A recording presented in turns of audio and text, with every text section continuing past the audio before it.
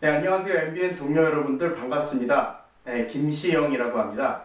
저는 2011년 4월에 MBN에 17기로 공채 입사해서 6년이죠. 2016년 4월까지 근무를 했습니다.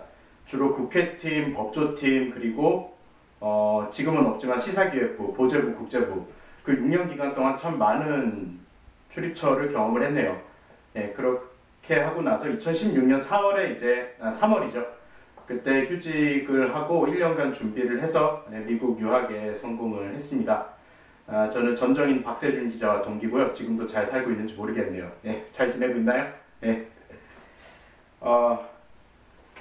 일단 윤범기 기자님께서 노조가 만난 사람 인터뷰를 해보는 게 어떻겠냐 하셔서 제가 지금 미국에 건너온 지 1년 돼가거든요. 1년이 지났네요. 예.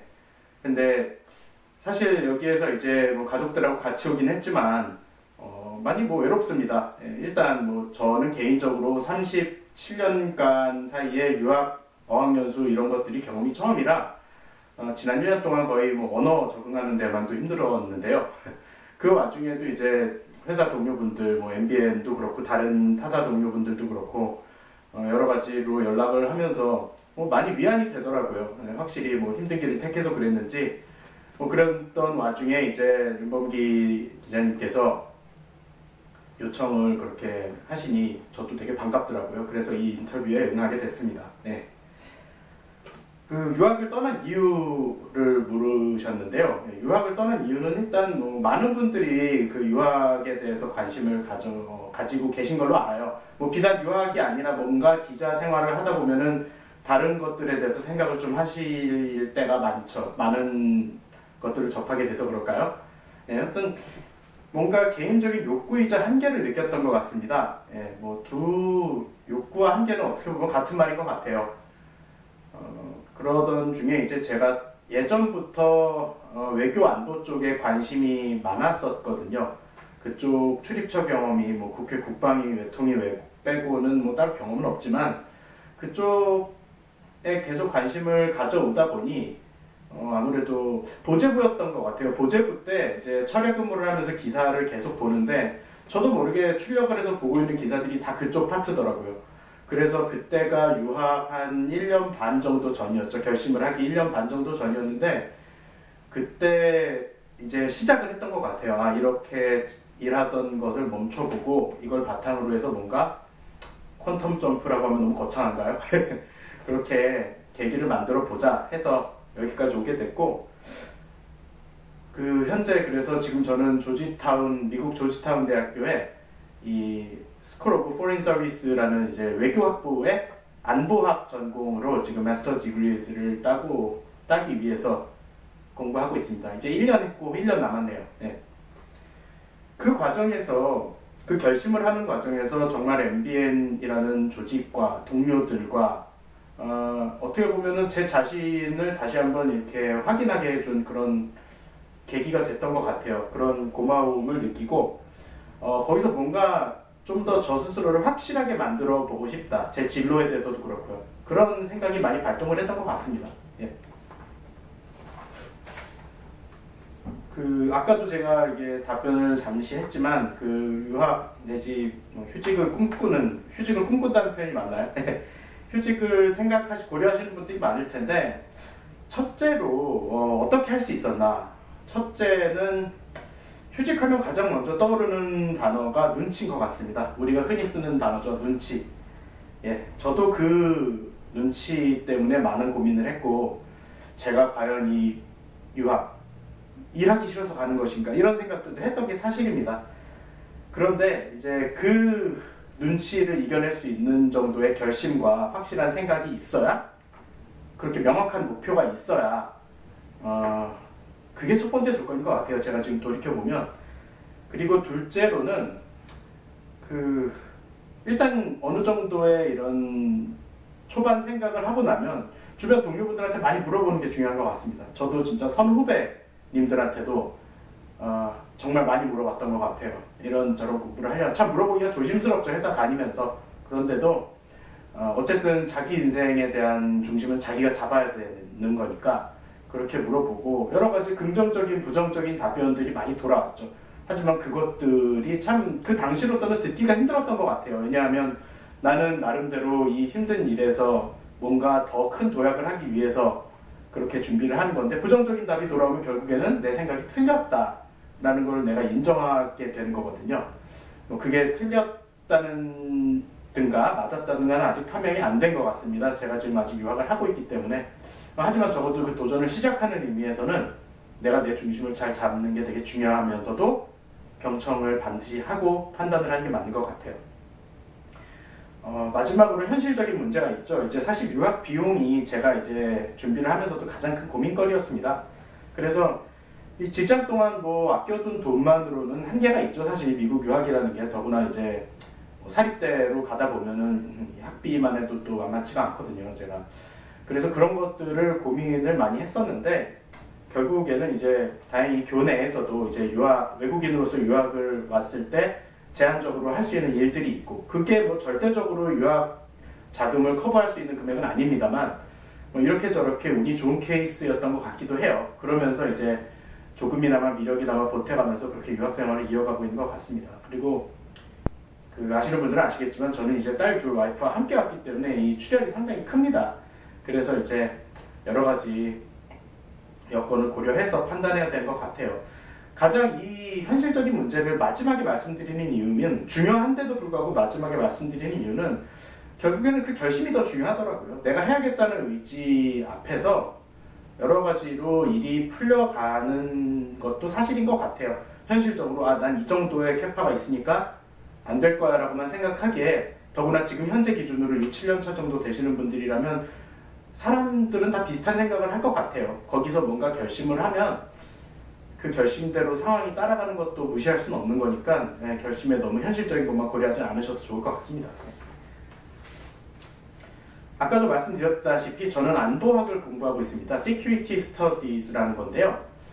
어떻게 보면 우리나라에서 가장 많이 발달이 돼야 되는 학문인 것 같은데 제가 학부에 이제 수능 때는 이제 뭐 여건상 하고 싶은 공부대로 지원을 할 수는 없는 게 현실이지 않습니까?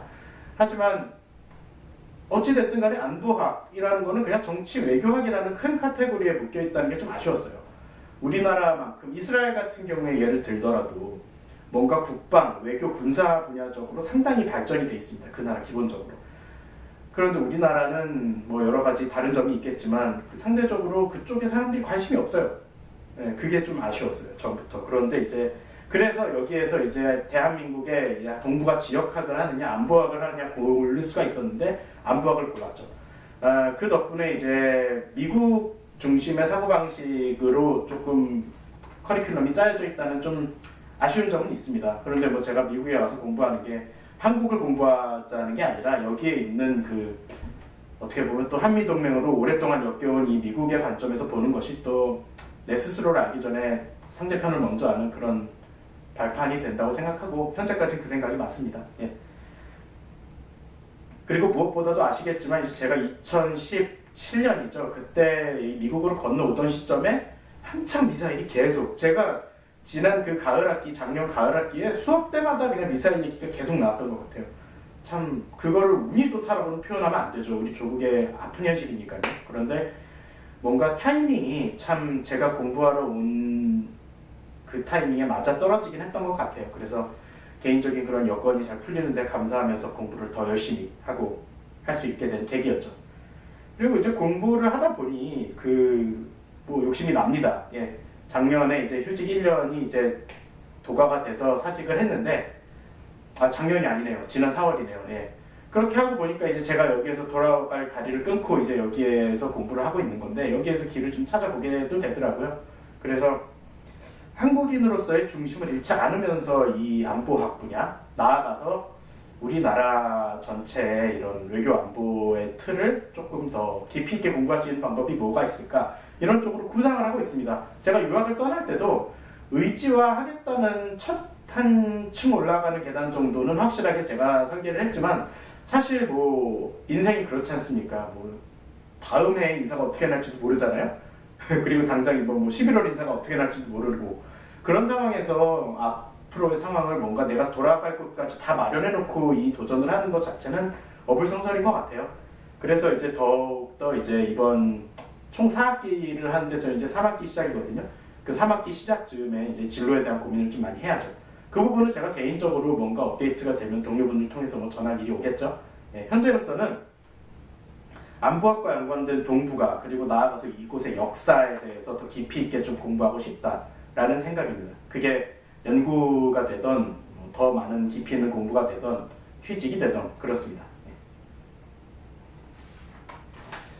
해외에서 보는 MBN에 대한 소감. 예, MBN 대한민국의 이 주류 언론이죠. 주류 언론인데 안타깝게도 그래요. 비단 MBN뿐만 아니라 이 한국의 언론에 대해서 일본의 NHK나 뭐 중국의 CCTV 뭐 이런 정도만 한 관심이랄까요? 인지도 자체는 상대적으로 덜한 거가 사실이에요. 네, 그거부터 일단 말씀을 드려야 될 것 같네요. 제가 이제 어디 기자냐고 물어보면은 교수님 같은 경우는 아무래도 연합뉴스 에이전시를 많이 알죠. 아무래도 이렇게 제일 광범위하게 돼 있으니까요. 하지만 그거 외에는 다 똑같아요. 방송 이런 것들이 주로 본국에서 나오는 언론들을 그냥 믿고 따라가요. 미국이라는 특수성도 감안을 해야겠죠, 물론. 그래서 여건이 그렇다 보니 한국 언론 전체에 대한 이런 해외 여기 현지 미국인도 있고 외국인도 있고 그런 사람들의 이제 의견을 제가 여기 와서 느낀 게 팩트는 있는데 의견이 없다. 우리도 많이 쓰는 말이죠. 이 사람들도 똑같이 느끼고 있습니다. 간혹 가다가 이제 보면은 한국 언론은 왜 이렇게 양쪽으로 딱딱 나눠져 있냐. 뭐 그런 얘기들을 많이 해요. 그 사람들이 한국 언론에 대해서 다 아는 건 아니죠. 하지만 제가 보기에도 되게 낯설어요. CNN이 그렇게 반 트럼프고 나머지 워싱턴 포스트, 월드 스트리트 저널이 다 색깔이 확실하게 구분이 돼 있다는 거. 근데 모르겠습니다. 제가 MBN에서밖에 기자 생활을 안 해봐서 그런지 모르겠는데 뭔가 자기 색깔이 확실한 언론이 어쩔 때는 사회 건강을 위해서 더 좋을 수도 있겠다는 생각을 해봤어요. 이 사람 저 사람 중립적인 이런 균형을 맞춰주는 것도 중요하지만 뭔가 내세워야 될 때는 확실히 내세우는 그런 당으로 치자면 정강이라고 해야 되나요? 그런 것들이 좀 확실하게 섰으면 좋겠다는 아쉬움이 다른 여기 같이 공부하는 동료들, 여러 나라에서 모인 동료들로부터 듣는 얘기예요.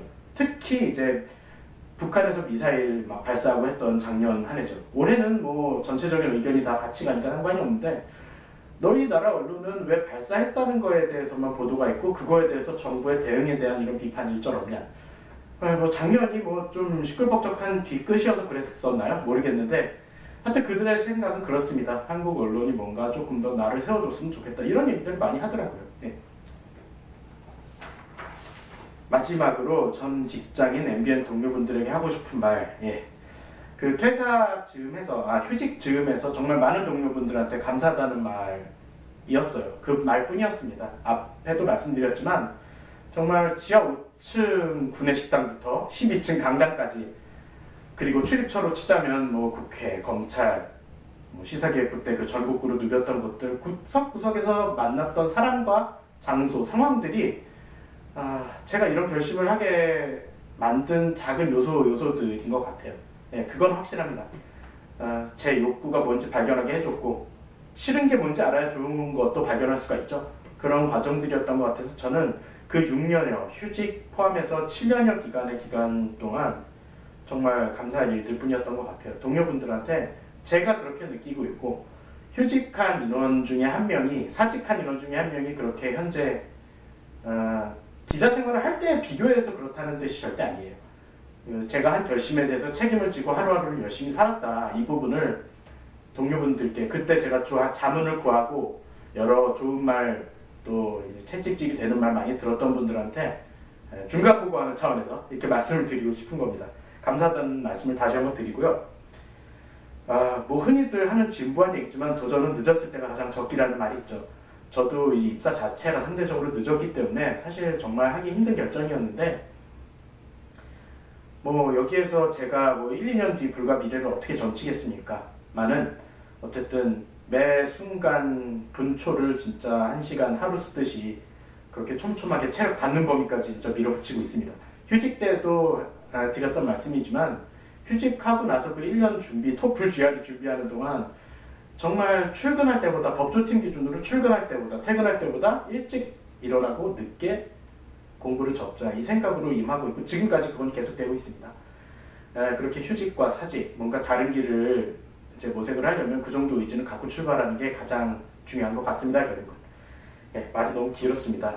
동료분들 말씀처럼 잘 돼서 돌아가는 거 그거를 가장 최우선 목표로 하겠습니다.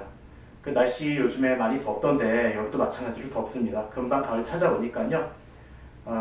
현장에서 또 회사에서 열심히 매진해 주시고 제가 귀국이 언제가 될지 모르겠습니다만은 귀국하게 되면 사전에 꼭 연락을 드리겠습니다. 그때 다시 웃는 얼굴로 뵙는 날까지 안녕히 계십시오. 감사합니다.